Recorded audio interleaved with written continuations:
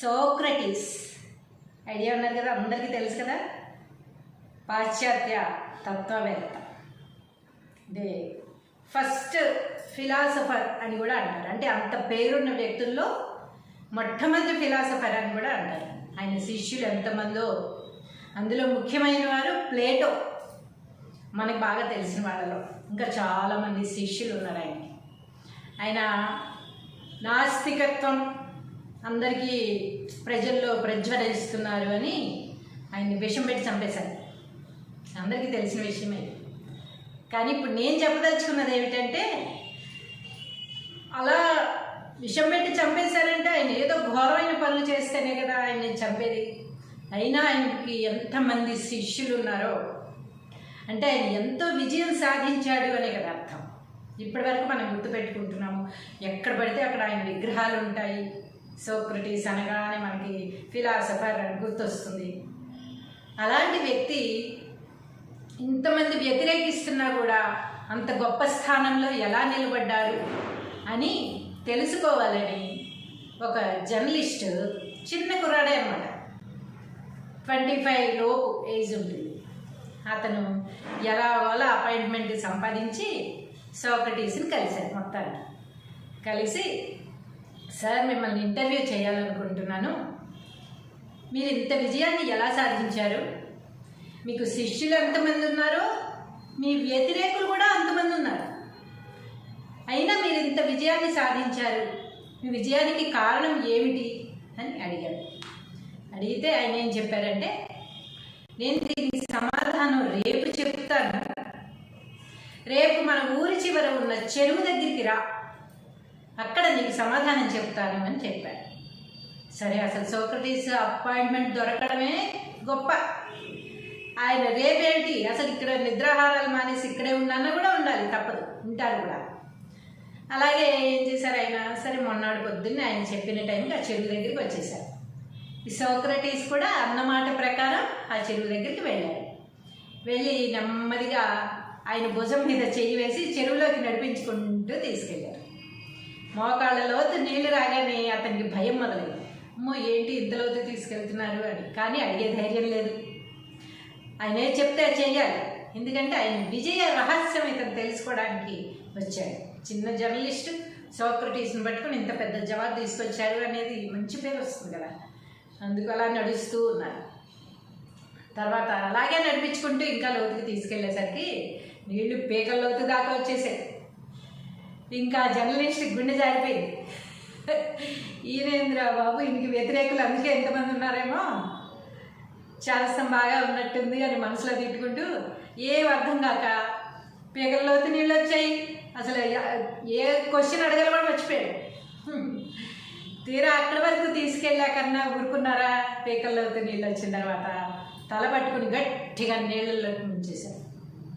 అదిం పెట్టి గట్టిగా ఉంచారు. విదిలించుకోవడానికి ఎంత ప్రయత్నించినా సోక్రటీస్ చాలా బలంగా ఉండేవారు అనమాట. సో గట్టిగా నొక్కి పెట్టేసరికి పైకి రాలేకపోతున్నాడు, గిలగిలా పట్టుకుంటున్నాడు లోపలికి. అయితే కొంతమందికి నీళ్లు మింగితే బ్లూ కలర్లో వచ్చేస్తారనమాట. ఈ అబ్బాయి కూడా బ్లూగా మారిపోతున్నాడు. ఎంతసేపట్లో ప్రాణం పోతుందో ఈయనకి తెలుసు, అందుకని ప్రాణం పోకముందే మళ్ళీ ఇలా పైకి లేపారు అనమాట. బ్లూ కలర్లో రావడం గమనించి పైకి లేపేశారు. అతన్ని చంపాలనే ఉద్దేశం కాదండి, విజయం ఎలా వస్తుంది అని చెప్పడానికి ప్రాక్టికల్గా చూపించారనమాట. అయితే పైకి లేచి, ఏందయ్యా సామె, జవాబు చెప్పనంటే వచ్చేవాడిని కాదు కదా, ఏంది ఇట్లా మంచుండా అని అడిగాడు అనమాట. అంటే వాళ్ళు పాశ్చాత్యులు కనుక ఇంగ్లీష్లో అడిగారు, నేను తెలుగులో చెప్తున్నా. అంటే ఆయన ఏమన్నారంటే, నీళ్ళల్లో నేను గట్టిగా ముంచి అదిం పెట్టాను కదా, అప్పుడు నీకేమనిపించింది అని ఎదురు ఈయనే ఆయన క్వశ్చన్ అడిగారు. నీకేం కావాలనిపించింది అని. అంటే గాలి గాలి అనేది ఊపిరందా, గాలి కావాలనిపించింది అని చెప్పాడు అన్నమాట. గాలి కోసం ఎంత పరితపించుంటావు నువ్వు? గాలి కావాలి, ఊపిరి అందాలి అని పరితపించావా? అదే నిన్ను బతికిస్తుంది. నువ్వు దేనికోసమైతే పరితపిస్తావో అదే నిన్ను విజయానికి చేరుస్తుంది. ఇందులో పెద్ద గొప్ప విషయం ఏమీ లేదు. నువ్వు దేని మైండ్లో ఉండి ఏది కావాలి అనుకుంటున్నావో దానికోసం గట్టిగా ప్రయత్నిస్తే అదే నీ విజయం అని చెప్పారు. సామె చంపినావు కదరా సామె.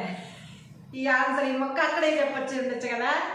ఎంత దూరం తీసుకొచ్చిందని ప్రాణాల మీదకి తీసుకొచ్చావు. కానీ బ్రతుకు జీవుడా అని ఆ జర్నలిస్టు నమస్కారం స్వామి అని చెప్పి వెళ్ళిపోయాడు అనమాట.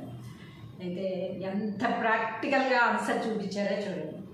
అంటే మనం దేనికోసం తప్పిస్తాం అంటే బాగా ప్రాణాల మీదకి వచ్చేసింది. అప్పుడు మనకు కావాల్సింది ఊపిరే కదా. ఏదైనా సరే మనకు కావాలి, ఇది చెయ్యాలి కన్ఫామ్గా అనుకున్నప్పుడు దానికోసం మనం దేనికైనా సరే సిద్ధం అవుతాం. మన ఇంట్లో వాళ్ళు చెప్పినా వినం, ఎవరు చెప్పినా వినం. నేను అది చెయ్యాలి అనుకుంటే చేసి తీరాలి అన్న పట్టుదలతో ఉంటాను సార్. ఆ పట్టుదల ఉండి దానికోసం కృషి చేసినట్టయితే అదే విజయాన్ని వరిస్తుంది అని సాక్రటీస్ గారు ఎంత అద్భుతంగా ప్రాక్టికల్గా చూపించారు. మనకు అద్భుతంగా ఉంది. ఆ జర్నలిస్టు ప్రాణం పోయినంత పదనే ఈ గుండె జారిపోయి ఉంటుంది పాపం. కాబట్టి అందరికీ అర్థమైంది కదా. ఇందులో మోటివేషన్ అని ప్రత్యేకించి నేనేం చెప్పక్కర్లేదుగా. ఇలాంటి ఫిలాసఫర్ అయ్యుండి ఆఖరికి ఇలాంటివన్నీ చేస్తున్నాడు, జనాల్ని అన్నీ ప్రాక్టికల్గా చూపిస్తున్నాడు. జనాలకి ప్రాణం పోతే పరిస్థితి ఏంటి అని. పైగా తత్వవేత్త అన్నప్పుడు వాళ్ళు దేవుడిని నమ్మరు. దేవుడు అంటే మనిషిలోనే దేవుడు ఉన్నాడు అన్న ఉద్దేశంలో ఉంటారు వాళ్ళు. నీలోనే ఉన్నాడు, నాలోనే ఉన్నాడు, దేవుడి కోసం ఎక్కడికో ఎందుకు పరిగెత్తాలి అని ఈరోజు ప్రతి ఒక్కళ్ళం మాట్లాడుతున్నాం ఆ విషయం. అలాంటి విషయాలన్నీ కూడా కర్మ, రిటర్న్స్, ఇవన్నీ ప్రతి చిన్నపిల్లల దగ్గర నుంచి మాట్లాడతాం. కానీ ఆ రోజుల్లో ఇలాంటివి తప్పు, ఈయన వల్ల ప్రజలు చెడు మార్గాన్న నడుస్తారు అనే ఉద్దేశంతో ఆయన్ని విషం పెట్టి చంపేశారు. అంత గొప్ప తత్వవేత్త సోక్రటీస్. అలాంటి తత్వవేత్తని మనం కోల్పోయాము. ఆయన శిష్యులు ఆయన విగ్రహాలు కట్టించి ఆయన బాటలో చాలామంది నడిచారు. తర్వాత మొత్తానికి ఏదేమైనా మనకు కావాల్సింది విజయం సాధించడానికి ఏం కావాలి అనేది పట్టుదల అని ఆయన చెప్పిన దాంట్లో మనం